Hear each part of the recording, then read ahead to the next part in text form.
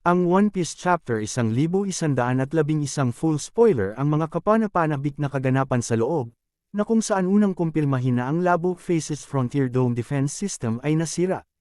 Kinukumpirma rin ng kabanata na habang nakatayo pa rin si Rob Lucci pagkatapos ng pag-atake ni Roronoa Zoro, siya ay hindi makagalaw, na epektibong nagpapatalo sa kanya. Ang buong spoiler ng Chapter 1111 ay nagsisimula sa pamagat ng isyu na sinasabing The Sun Shield.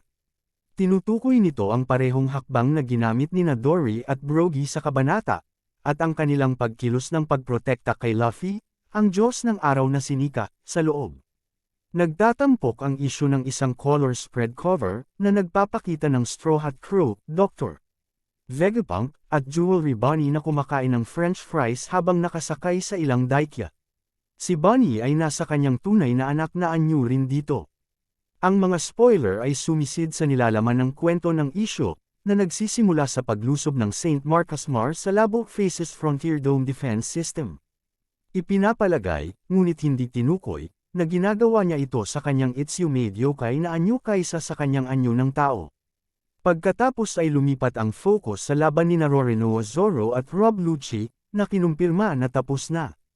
Gayunpaman, sinasabi ng mga full spoiler ng One Piece Chapter 1111 na hindi makagalaw si Lucci ngunit tumangging bumaba. Ito ay nagudyok kay Jinbe na gumamit ng bagong hakbang na tinatawag na Go Senador Maiga Arashuto, na isinalin bilang 5,000 brick shot upang tangayan si Lucci. Pagkatapos ay isinama niya si Zoro upang makipagkita sa iba pang crew at makatakas. Pagkatapos ay makikita ang Mars na dumarating sa kung saan napunta si Lucci pagkatapos ng pag-atake ni Jinbe, kasama si Lucci na bumalik sa kanyang anyo ng tao dito, epektibong kinukumpirma ang tagumpay ni Zoro. Sinabi ni Lucci sa Mars ang lahat ng kanyang nalalaman at idinagdag na ang mensahe ni Dr. Vegapunk ay magsisimula sa 6 na minuto. Pinuri ni Mars si Lucci bago lumipad patungo sa laboratorio. Lucci asked Mars to spare Coco's life. Gayunpaman, sa tunay na paraan ng Gorosei, tumugon siya na magiging mahirap dahil hindi niya papansinin ang mga insekto na kanyang tatapakan. Ang isyu pagkatapos ay nakatuon kay Monkey D. Luffy, na masayang bumabati kina Dory at Brogy kasunod ng kanilang pagliligtas sa kanya. Tinanong siya ng dalawang higanti kung bakit siya ay parang ang Diyos na kilala sa kanilang lahi, ngunit hindi maintindihan ni Luffy ang kanilang pinag-uusapan tungkol sa. Pagkatapos ay ipinahayag na sinabi na ni Sanji kina Dory at Brogy na kunin si Luffy at dalhin siya sa likod ng isla.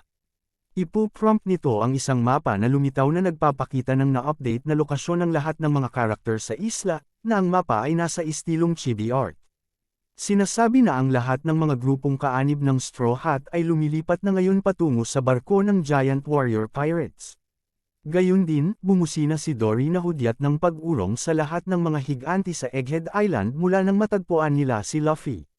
Gayunpaman, sinalakay sila ni Saint Topman Warcarry gamit ang malakas na dagandong ng haki ng Conqueror bago sila makatakas. Sinasabing napakalakas ng haki kung kaya't ang mga mata, sombrero, damit ni Luffy, maliban sa kanyang pantalon, at maging ang kanyang peklat sa dibdib ay natangay mula sa kanyang katawan sa tinatawag na, nakakatuwa, na pano. Nagulat si Brogy dito, habang ang haki ni Warcarry ay ipinakita na nararating pa nga ang mga barko ng Marine sa dagat at naging sanhi din ng pagkahimatay ng ilang sundalo. Pagkatapos ay inaangkin na ginawa ni Warcarry ang dalawa sa kanyang mga pangil mula sa kanyang Fungsi Yokai form, nakahawig ng baboy ramo, sa mga espada at inatake si Luffy sa kanila. Gayunpaman, gumamit sina Dory at Brogy ng isang hakbang na tinatawag na Svalin, na isinasalin sa Sun Shield, upang harangan ang pag-atake ni Warcarry. Tinukoy ng mga spoiler na si Svalin ay isang maalamat na kalasag sa Nordic mythology na nakatayo sa harap ng araw, na nagpoprotekta sa mundo mula sa kanyang init. Pagkatapos ay gumamit sina Dory at Brogy ng isang pag-atake na tinatawag na Skillja, isinalin sa separation, upang itulak pabalik si Warcarry. Pagkatapos ay inatake ni Saint J. Garcia Saturn ang dalawa sa pamamagitan ng paglulunsad ng mga paputok na bola ng kamandag sa kanila. Gayunpaman, nag-conjure si Luffy ng baseball bat at katugmang ka para tamaan silang lahat pabalik.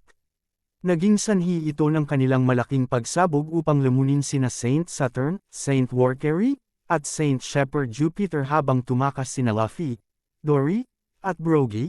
Pagkatapos ay makita si Luffy na nagdalamhati sa kanilang pagiging hindi napinsala ng pag-atake, na nagmumungkahi sa kanila na maging immortal habang sina Dory at Brogy ay nagsabi na hindi pa nila narinig ang anumang bagay na tulad nito. Ang isyu pagkatapos ay nagpapakita ng mga montage ng lahat ng mga grupo na patungo sa barko ng Giant Warrior Pirates, na unang dumating si Bonnie. Gayunpaman, hinihintay silang lahat ni Vice Admiral Spomsky, Guillotine, at Red King pagdating nila.